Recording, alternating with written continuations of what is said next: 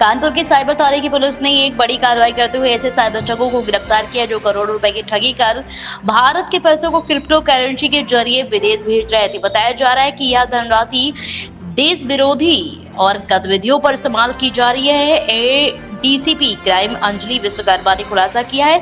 गिरफ्तार किए गए तीनों आरोपी रामनिवास, राम दिनेश बिश्नोई और महेंद्र क्रिप्टो करेंसी के जरिए ठगी का पैसा भारत से बाहर भेजने का काम कर रहे थे। जांच में पता चला है कि जोधपुर से इस पूरी साइबर ठगी का बड़ा हब बना हुआ है, जहां पर विदेशी विरोधी गतिविधियों को फंड दिया जा रहा है। पुलिस ने आरोपियों के पास से कई इलेक्ट्रॉनिक डिवाइस, बैंक खातों की डिटेल और डिजिटल वॉलेट बरामद किया है। गिरफ्तार आरोपियों ने देश भर के लोगों से करोड़ों की ठगी की है। क्रिप्टो करेंसी के जरिए ठगे गए पैसे विदेश भेजे जा रहे थे, जो कि इंटरनेशनल एक्टिविटीज और इस्तेमाल हो रहे थे। इसी नेटवर्क को और लोगों की तलाश की। साइबर क्राइम थाने ने और क्राइम ब्रांच ने 54/25 जो क्राइम नंबर है, जिसमें 2.52 करोड़ का साइबर फ्रॉड हुआ था, उसमें 3 लोगों को गिरफ्तार किया है, जिनका नाम है राम निवास और राम दिनेश बिश्नोई और महेंद्र। ये तीनों जोधपुर के निवासी हैं। इसमें से राम निवास यूपी में आके काफ़ी समय से सेटल था और लोगों के अकाउंट्स खुलवा रहा था। चीन में सबसे पहले हमने उसको पकड़ा है और उससे पूछताछ करके हम राम दिनेश और महेंद्र तक पहुँचे हैं। इस टोटल क्राइम का मोडस ऑपरेंडी ये है कि आपको कॉल आएगा, उस वादी को कॉल आया था, उसको ये बताया गया था कि आप क्रिप्टो में निवेश करिए, आपका पैसा डबल हो जाएगा। उसने 2 करोड़ से ज़्यादा पैसे उसमें लगाए हैं और इस वादी को 28 लाख के आसपास वापस भी मिल जा चुका है। ये पैसा राउट होते होते जोधपुर ही गया है और वहाँ पे USDT जो क्रिप्टो करेंसी है एक, वो उसका लोभ देके वो क्रिप्टो करेंसी देश के बाहर थ्रू थर्ड पार्टी ऐप्स गई है। तो इसमें ना ही पैसा इंडिया में रोटेट कर रहा है, ना ही क्रिप्टो इंडिया में रोटेट कर रही है। और डिलीवरी थोड़ा समझा दूँ तो इट इज़ नॉट कि कोई वहाँ पे जाके फ्रॉड कर रहा है। आप वो समझिए, वो आर्म्ड गार्ड्स रहते हैं, कंपाउंड रहता है जिसमें जेल की तरह आपने देखा है ना कि कोई बाहर एस्केप ना कर पाए, उस तरीके का कंपाउंड रहता है। वहाँ पे इंडियंस जाते हैं नौकरी के नाम पे, नॉट कंबोडिया बट कोई भी साउथ ईस्ट एशियन कंट्री, और वो ऑन फुट फिर कंबोडिया क्रॉस करते हैं। उससे क्या होता है, ये लोग अब फंस जाते हैं। Lot of Indians are coming back अभी, तो काफ़ी बड़े लेवल पे मतलब ये अभियान चला है। क्या जो आ रहे हैं 100, 150, 200 से ज़्यादा ही होंगे।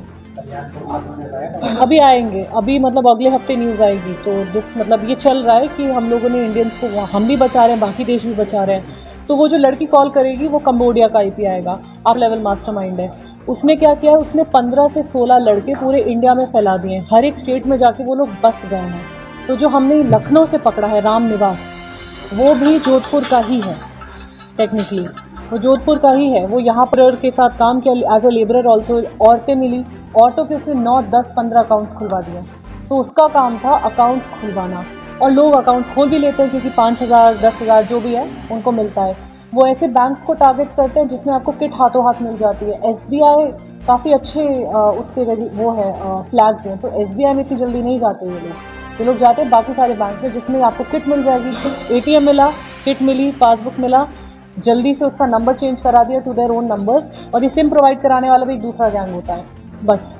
तो आपके हाथ में एक लखनऊ, जो हमने पकड़ा उसको लखनऊ से, लखनऊ में उसकी लोकेशन मिल गई थी, तो वो बसा हुआ लखनऊ में था थोड़े समय के लिए। ऐसे लड़के हर स्टेट में हैं, अकाउंट्स खुलवा रहे। ये पैसा जब आता है, इनको बोला जाता है पैसा निकालो, ये पैसा निकालते हैं और कैश डिपॉजिट में बॉक्स में फिर से डालते हैं। तो इनको पता है कि पैसों की लिंक कैसे तोड़नी है, आपको मिलेगा ही नहीं लिंक के बाद।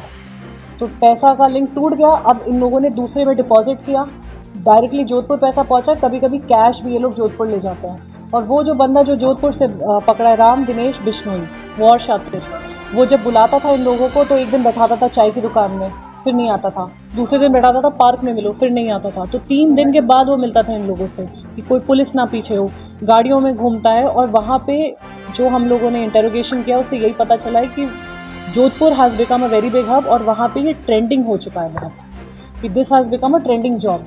अब वो सारे पैसे कलेक्ट करता है। अब USDT एक क्रिप्टो है, ठीक है। USDT is not a very reliable crypto उस तरीके से, नथिंग अगेंस्ट क्रिप्टो के बारे में नहीं है, बट वो कहीं से क्रिप्टो अरेंज करता है। हम लोगों की इनकी चैट्स देखी, चैट्स में व्हाट्सएप में हमें दिख रहा है कि समबडी जो शायद या तो हांगकांग में बैठा हुआ है या किसी और साउथ ईस्ट एशियन कंपनी में।